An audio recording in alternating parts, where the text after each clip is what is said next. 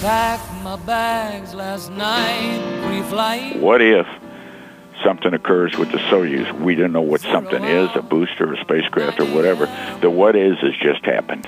KTRH News Time is 6:47, and that gentleman right there, Gene Cernan, the last man to walk on the moon, joins us now in Houston's Morning News. Gene, welcome back. Great to have you back with us. Good to talk. Good to talk to you, Matt. How you doing? Doing well, sir. All right, so you said it. You said, look, something's going to happen. What if a Russian rocket explodes? It happened.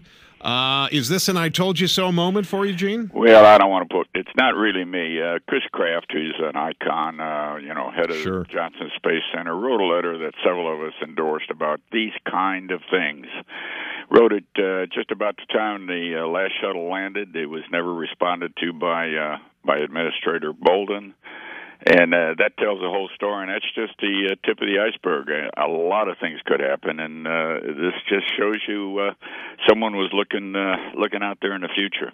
And, Gene, let me ask you this. You know, the only way we can get up to the space station, the only way we're going to be getting up into space, at least for the next 5 years anyway, is on a Russian rocket. So does this tell us what we need to know about the technology that the Russians have, that it's a lot more dangerous than we might have thought? Well, their technology is pretty good. They've got an old slogan, evil is good is better. If it works, keep using it. And they've been doing that for years and years. But, eventually that catches up with you, and we'll just have to see what the problem. This, as I understand it, the third stage of this rocket that crashed with the cargo aboard is the same third stage that's going to send people up. Now, I'm not sure that people are going to be comfortable with that, because I think there's a flight going up the middle of next month. Yeah, not for $50 million, Gene. All right, now listen, I want you to hang on for me, because I got to ask you this question. Administrator Bolden, you brought him up. I have a real problem with this guy.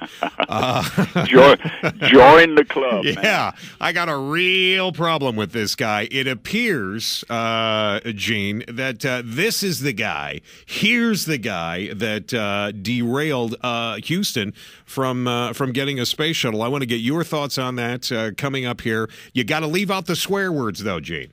No, I'll be nice. All right, very good. We'll get back to Gene here in just a second. You're back with more Matt Patrick. What if something occurs with the Soyuz? We don't know what something is, a booster, a spacecraft, or whatever.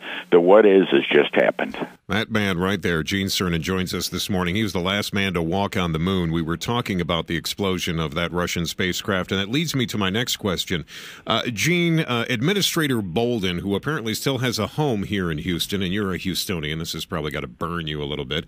It appears, from what we know now, from the reports that are coming out, that he is the one that derailed Houston from getting a space shuttle. He didn't think, according to him, in his words, that we had enough international traffic, that we had enough tourism here in Houston to support a space shuttle. And I'm just aghast by this whole report. How do you feel about it?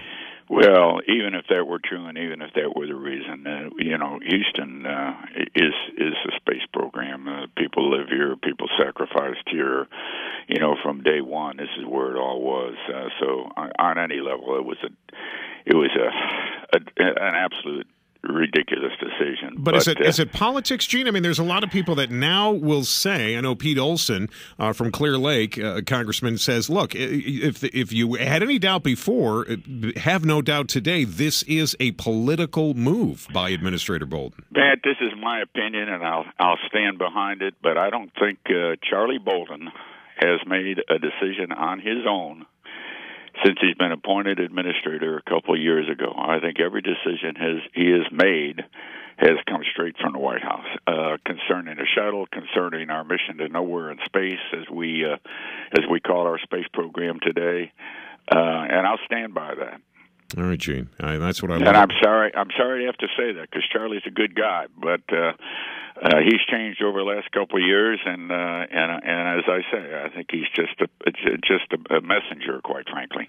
All right, Gene. I have one final question for you. You can choose to answer or not answer.